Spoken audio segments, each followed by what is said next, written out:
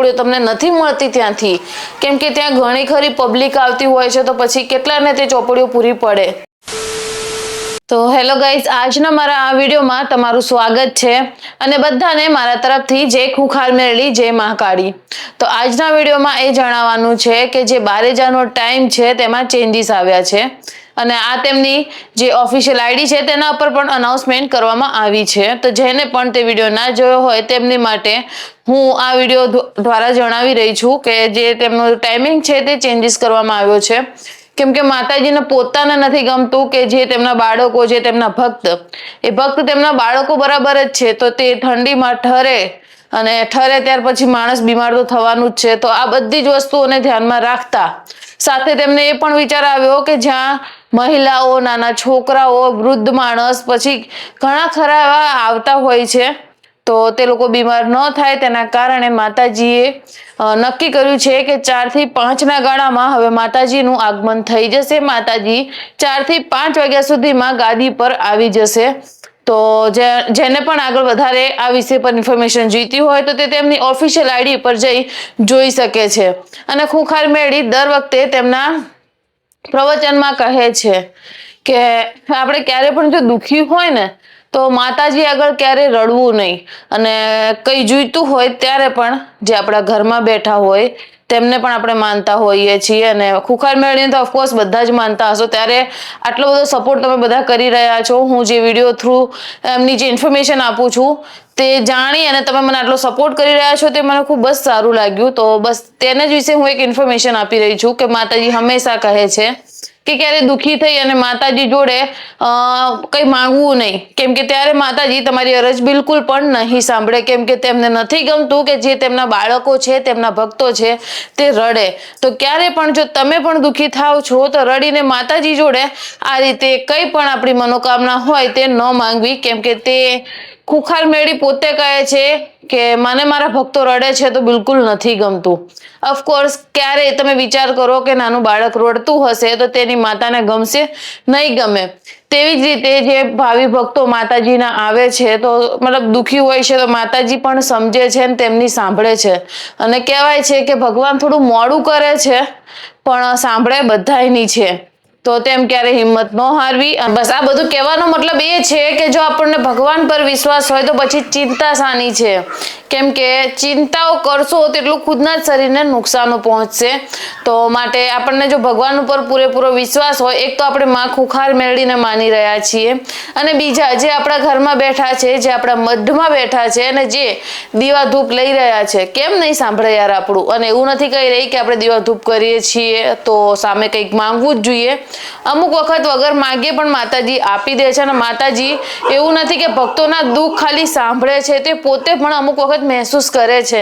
અને હા, ઘણી વખત એવું થાય છે કે ખુખાર મેળી અમે જઈએ છીએ પણ અમારી તો કોઈ જ માનતાઓ પૂરી નથી થતી, તો આવા કેટલાયના મનમાં ડાઉટ હોય છે।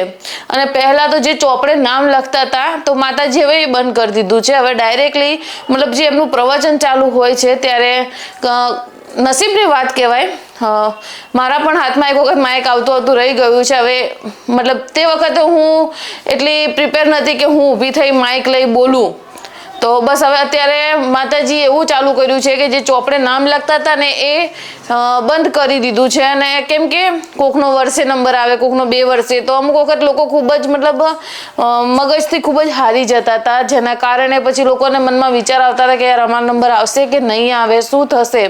તો બસ આ જ બધા વિચારોના કારણે માતાજીએ નામ લખવાનું બંધ કરાવી દીધું છે। પણ હા, એનો એક ઉપાય પણ આપ્યો છે, જેમ કે હું મારા બધા જ વિડીયોમાં કહું છું કે માતાજી કહે છે કે 11 ચોપડીઓ ભરો, જે તેમના ત્યાં નામ વિતરણની, જે રામ નામ વિતરણની ચોપડીઓ આપવામાં આવે છે, અને તે રામ નામની ચોપડી તમે ખાલી અડધી પૂરી કરજો, જેમાં માતાજી કહે છે 11, અને એ 11 પૂરી થયા પછીનો જે માતાજી રિઝલ્ટ કહે છે, તો જેને 11 પૂરી કરી હશે તેને જાણવા મળ્યું હશે, પણ તમે એક ચોપડી ભરજો તો તમારા જીવનમાં ઘણો એવો ફેરફાર લાગશે।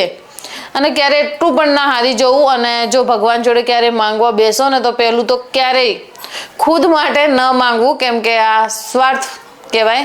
તો અને બીજી વસ્તુ કે ભગવાન જોડે આપણે જ્યારે પણ પ્રાર્થના કરીએ છીએ ને તો ના ધન દોલત ના એવું બધું ક્યારેય જ નહીં માંગવાનું. ખાલી ભગવાનને એટલું કહો.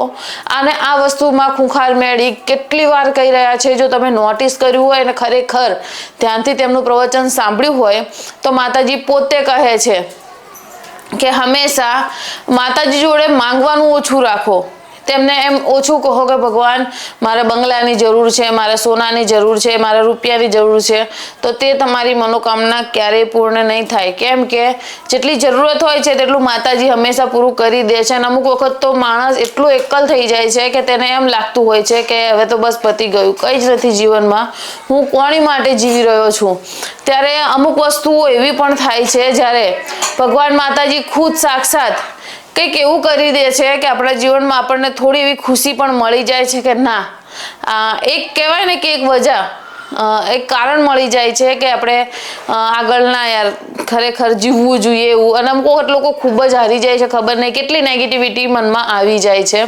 તો આવા નેગેટિવિટીના ક્યારેય શિકાર ન થવું.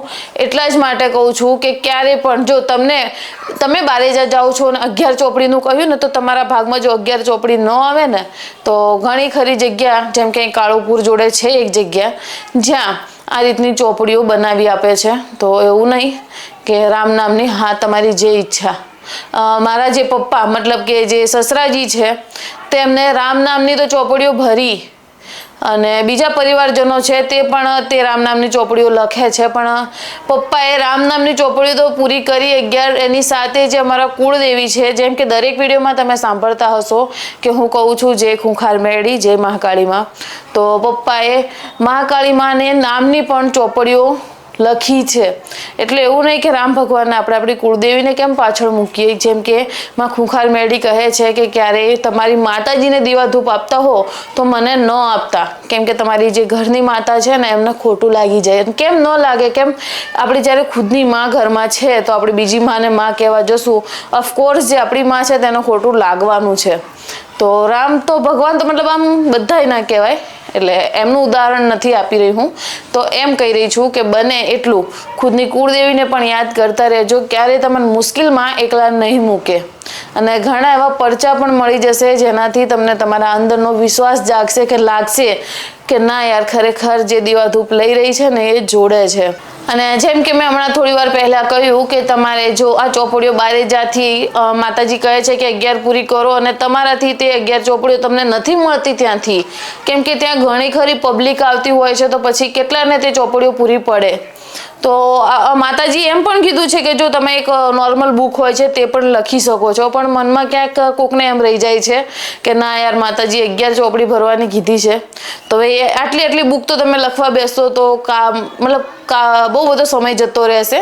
તો જો તમારે આ રીતની ચોપડીઓ છપાવરાવી હોય તો હું તમને તે જગ્યા પણ બતાવીશ. જો તમારે છપાવરાવી હોય તો કમેન્ટ બોક્સમાં જરૂરથી યસ લખવાનું ભૂલતા નહીં, યસ લખજો તો હું તમને તે લોકેશન પણ બતાવીશ. કેમ કે પપ્પા માટે અમે પણ તે ચોપડીઓ મહાકાળી માની ત્યાં છપાવરાવી, તો જો તમારે પણ તે રીતે ચોપડી છપાવરાવી હોય તો કમેન્ટ બોક્સમાં જરૂરથી બતાવજો. અને આજનો વિડીયો જો તમને મારો ગમ્યો હોય તો લાઇક એન્ડ સબસ્ક્રાઈબ કરવાનું ન ભૂલતા, અને તમારી માટે આગળ આવા ઇન્ફોર્મેશન વાળા વિડીયો લાવતા રહીશું. બધાને મારા તરફથી રાધે રાધે, જય ખૂંખાર મેળી અને જય મહાકાળી માં.